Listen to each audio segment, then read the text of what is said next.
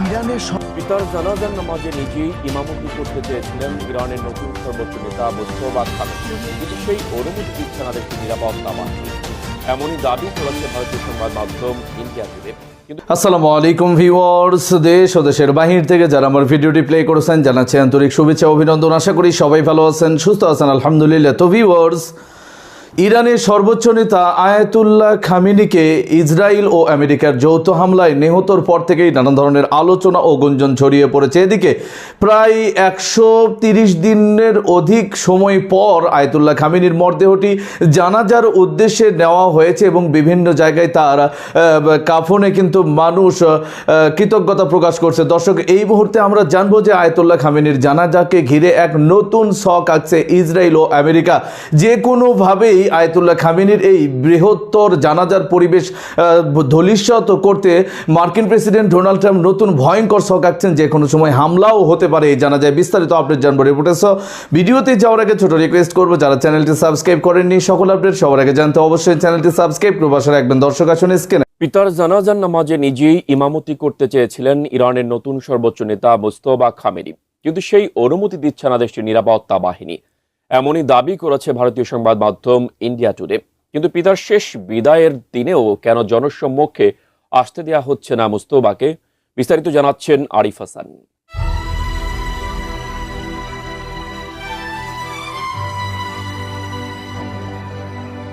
দায়িত্ব গ্রহণের পর থেকে এখন পর্যন্ত জনসম্মুখে আসেননি ইরানের নতুন সর্বোচ্চ নেতা মোস্তফা খামেনি। তবে পিতার শেষ বিদায়ের দিনে সামনে আসার কথা ছিল তার। শুধু তাই নয়, জানাজার ইমামতিও করার ইচ্ছা প্রকাশ করেছিলেন মোস্তফা। আর এটি হতো দায়িত্ব নেওয়ার পর তার প্রথম জনসম্মুখে উপস্থিতি। তবে শেষ পর্যন্ত সেই ইচ্ছায় বাধা দিয়েছে দেশটির নিরাপত্তা বাহিনী।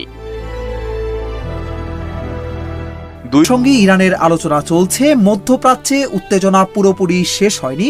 ঠিক তখনই আয়াতুল্লাহ আলী খামেনির রাষ্ট্রীয় জানাজাকে ইতিহাসের অন্যতম বৃহৎ আয়োজন হিসেবে সাজিয়েছে তেহরান। ইরানের পার্লামেন্ট স্পিকার মোহাম্মদ বাগের গালিবাফ দেশবাসীর প্রতি আহ্বান জানিয়েছেন বড় সংখ্যায় অংশ নিয়ে ইতিহাস গড়তে। তিনি বলেন, জাতির প্রতিশোধের আহ্বান যেন পুরো বিশ্বের কানে পৌঁছে যায়। এই একটি বক্তব্যই বুঝিয়ে দিচ্ছে জানাজা শুধু ধর্মীয় অনুষ্ঠান নয়, বরং রাজনৈতিক ও কৌশলগত গুরুত্ব বহন করছে। জানাজার প্রথম পর্ব অনুষ্ঠিত হচ্ছে তেহরানের গ্র্যান্ড মুসাল্লায়। এরপর রাজধানী জুড়ে বিশাল শোক মিছিল, তারপর কুম, যেখানে গড়ে উঠেছে ইরানের শিয়া ধর্মীয় নেতৃত্বের ভিত্তি। এরপর ইরাকের কারবালা ও নাজাফ, যেখানে রয়েছে ইমাম হুসাইন ও ইমাম আলীর পবিত্র মাজার। সবশেষে খামেনির জন্মস্থান মাশহাদে হবে তার দাফন। অর্থাৎ পুরো রুটটাই এমনভাবে নির্ধারণ করা হয়েছে যাতে একই সঙ্গে ফুটে ওঠে ব্যক্তিগত ইতিহাস, শিয়া ধর্মীয় ঐতিহ্য এবং ইরানের রাষ্ট্রীয় পরিচয়। ইরানি কর্তৃপক্ষ বলছে এটি হবে 1979 সালের ইসলামী বিপ্লবের পর সবচেয়ে বড় রাষ্ট্রীয় অনুষ্ঠান। তেহরানের মেয়রের দাবি, শুধু রাজধানীর শোক মিছিলে অংশ নিতে পারেন প্রায় 2 কোটি মানুষ, আর মাশহাদে দাফনের সময় উপস্থিত থাকতে পারেন আরও প্রায় 1 কোটি মানুষ। এই বিশাল আয়োজনকে ঘিরে নজিরবিহীন নিরাপত্তাও নেওয়া হয়েছে। বাসিস বাহিনী লজিস্টিক্সের দায়িত্বে আইআরজিসি বা ইসলামিক রেভলিউশনারি গার্ড কর্পসকে দেওয়া হয়েছে নিরাপত্তা ও জনসমাগম নিয়ন্ত্রণের দায়িত্বে। মসজিদ, বিশ্ববিদ্যালয়, স্কুল ও ক্রীড়া কমপ্লেক্সকে অস্থায়ী আবাসনে রূপান্তর করা হয়েছে। রাজধানীর মহাসড়ক পর্যন্ত ব্যবহার করা হচ্ছে পার্কিংয়ের জন্য। এদিকে আন্তর্জাতিক অঙ্গনও নিবিড়ভাবে নজর রাখছে এই জানাজার দিকে। পাকিস্তান, রাশিয়া, চীন এবং উপসাগরীয় দেশগুলোর প্রতিনিধিরা ইতোমধ্যেই সেখানে উপস্থিত হয়েছেন। সবচেয়ে বড় বিষয় হলো, এই জানাজা এমন এক সময় হচ্ছে যখন যুক্তরাষ্ট্র ও ইরানের মধ্যে যুদ্ধবিরতি টিকে আছে খুবই নাজুক অবস্থায়। 20 ঘন্টার মধ্যে দাফন সম্পন্ন করা বাধ্যতামূলক। সদ্যপ্রয়াত আয়াতুল্লাহ আলী খামেনির সঙ্গেও এমনটাই হবে ছিল প্রত্যাশা, কিন্তু একে একে কেটে গেল 4 মাসেরও বেশি সময়। খামেনির শেষ বিদায় নিয়ে তৈরি হলো রহস্য। কেন?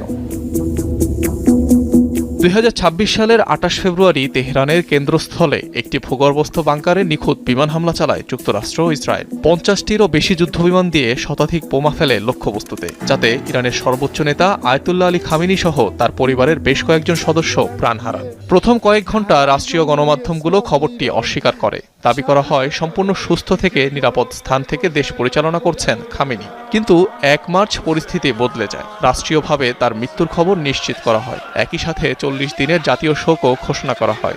সবাই ধরেই নিয়েছিল দ্রুতই রাষ্ট্রীয়ভাবে আয়োজিত হতে যাচ্ছে বিশাল কোনো জানাজা। কিন্তু সেই জানাজা আর হলো না। বারবার পেছালো দাফনের সময়সূচি। মার্চে দেওয়া তারিখ পিছিয়ে করা হলো জুনে, অতঃপর জুলাইয়ে। অন্যদিকে একটি দেশের সর্বোচ্চ নেতার মরদেহ পড়ে থাকলো হিমাগারে।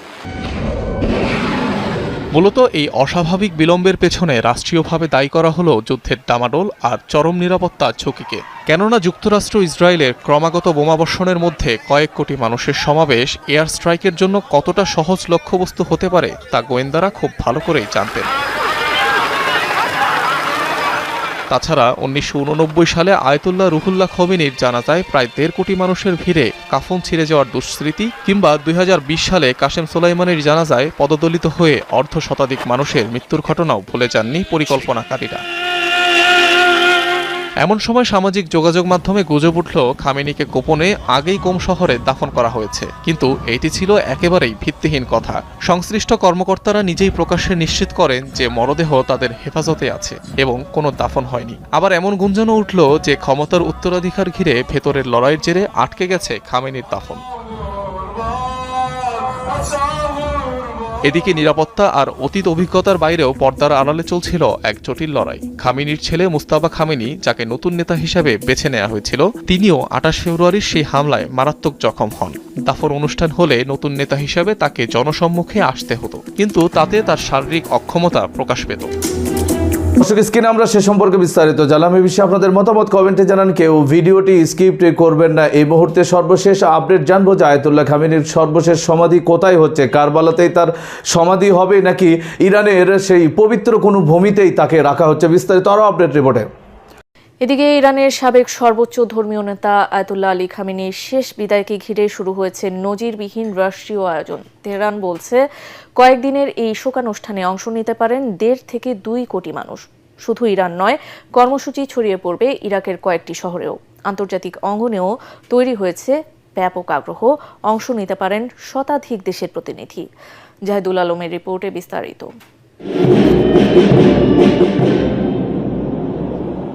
ইরানের সাবেক সর্বোচ্চ ধর্মীয় নেতা আয়াতুল্লাহ আলী খামেনির দাফনকে ঘিরে শুরু হয়েছে রাষ্ট্রীয় শোক ও শেষ বিদায়ের আনুষ্ঠানিকতা।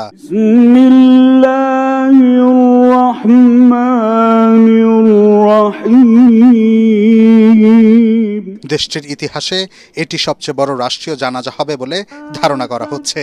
ইরানি সরকার মনে করছে কয়েকদিনের এই কর্মসূচিতে অংশ নিতে পারেন 1.5 থেকে 2 কোটি মানুষ। শুক্রবার ভোরে দেশটির সবচেয়ে বড় জুম্মার নামাজের স্থান তেহরানের গ্র্যান্ড মোসাল্লা মসজিদের প্রধান নামাজ কক্ষে রাখা হয় খামেনি এবং তার সঙ্গে নিহত অন্যদের মরদেহ। সেখানে শুরু হয় শ্রদ্ধা নিবেদনের আনুষ্ঠানিকতা। বিদেশি অতিথি, ধর্মীয় ব্যক্তিত্ব এবং বিভিন্ন সম্প্রদায়ের প্রতিনিধিরা শ্রদ্ধা জানিয়েছেন। শনিবার ও রোববার এখানেই শ্রদ্ধা নিবেদন করবেন সাধারণ মানুষ। সোমবার রাজধানী তেহরানের প্রধান সড়কগুলোতে অনুষ্ঠিত হবে বিশাল শোকযাত্রা। এরপর মরদেহ নেওয়া হবে পবিত্র শহর কুমে। পরে ইরাকের বাগদাদ, কারবালা ও নাজাফে স্মরণানুষ্ঠান অনুষ্ঠিত হবে। সবশেষ আগামী 9 জুলাই খামেনির জন্মস্থান মাশহাদে ইমাম রেজার মাজারে তাকে দাফন করা হবে। ইরানি কর্মকর্তারা বলছেন এই শোকানুষ্ঠানে চীন, রাশিয়া সহ প্রায় 100টি দেশের প্রতিনিধি দল অংশ নিতে পারে। বাংলাদেশ থেকে জাতীয় সংসদের স্পিকার হাফিজউদ্দিন আহমদ, জামাতে ইসলামের নায়েবে আমির অধ্যাপক মুজিবুর রহমান সহ একটি প্রতিনিধি দল তেহরান পৌঁছেছেন। তবে যুক্তরাষ্ট্র ও ইসরায়েলের সামরিক হামলাকে সমর্থন জানিয়েছে এমন ইউরোপীয় দেশগুলোকে আমন্ত্রণ জানানো হয়নি। নজিরবিহীন এই আয়োজন ঘিরে কঠোর নিরাপত্তা ব্যবস্থা নেওয়া হয়েছে।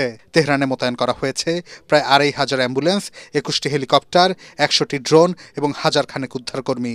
জরুরি অবস্থায় প্রস্তুত রাখা হয়েছে 20,000 শ্রেণীকক্ষ এবং 20টিরও বেশি হাসপাতাল।